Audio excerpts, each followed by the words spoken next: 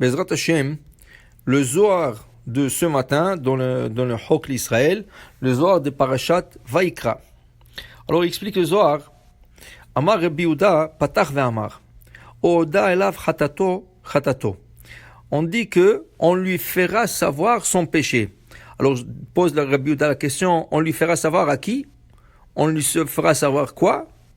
Alors il dit ici qu'une personne, quand elle faute, dit Rabbi Yehuda, du ciel, il lui montre qu'il a fauté. Parce que des fois, une personne faute, mais elle ne sait pas qu'elle a fauté.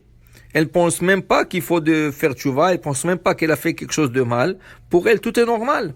Mais du ciel, comme ils savent qu'il a fait du mal, on lui fait savoir. Ou bamemo dialo, comment on lui fait savoir? Bedinim. On lui montre ça par la rigueur. C'est quoi la rigueur? Quelque chose lui arrive.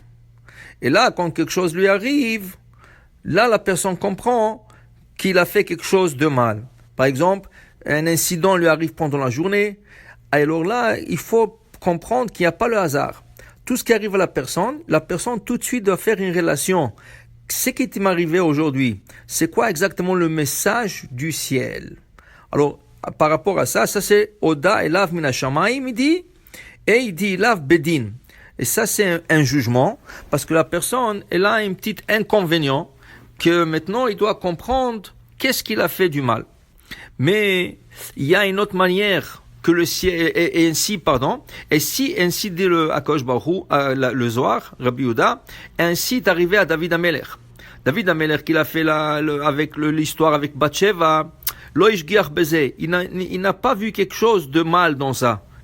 En vérité, il n'a pas fauté.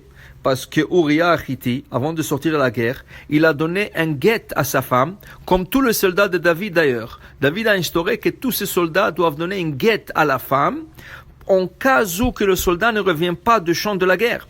Vous savez qu'un soldat qui est sorti à la guerre, il n'est pas revenu, sa femme ne peut pas se marier jusqu'à on a un témoignage clair, au moins par une personne, que le soldat est mort. Tant qu'on n'a pas ce témoignage, la femme ne pourra jamais se marier. D'ailleurs, il y a une histoire très fameuse en Israël avec un des pilotes que depuis plus que 30 ans il a disparu, Ron Arad. Et jusqu'à aujourd'hui, on n'a pas trouvé encore son corps. Et là, on ne sait pas s'il est mort, s'il est vivant. Et pour le doute, sa femme, la pauvre, qui était toute jeune quand elle se mariait, elle, jusqu'à aujourd'hui, elle ne pouvait pas se marier. Okay? Alors, pour dire que David Amelech, pour détourner ce problème, qu'est-ce qu'il a fait?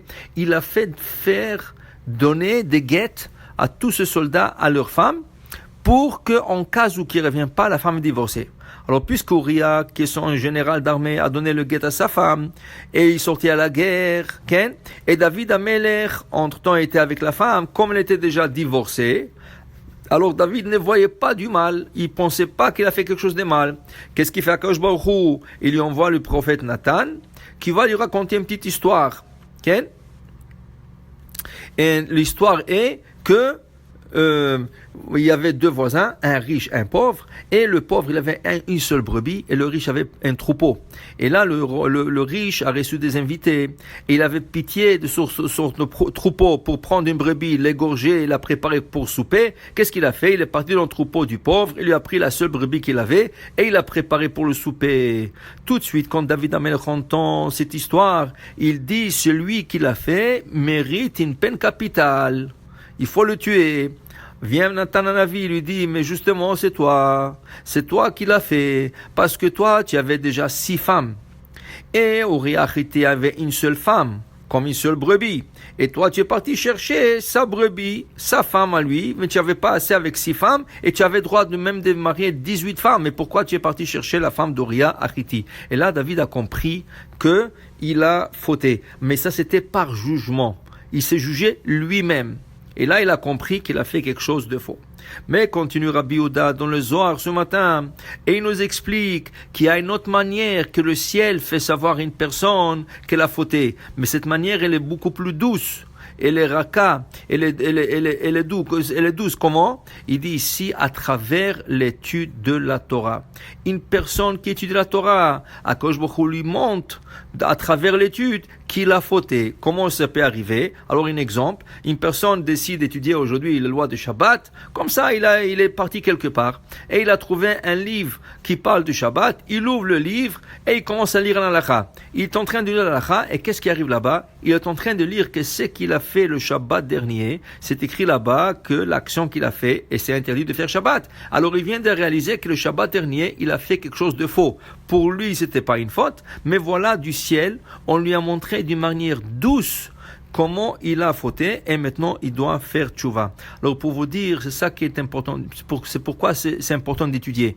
Quand on étudie, dit Rabbi Yehuda, Akadosh Baruch Hu montre à la personne d'une manière douce qu'elle a fauté, que ce soit pour le Shabbat, que ce soit pour le kasher, que ce soit pour n'importe le quoi, à travers l'étude, le ciel devant la personne si il a fait. Ça veut pas dire qu'il a fait, mais en cas qu'il a fait, à travers l'étude, il le trouvera.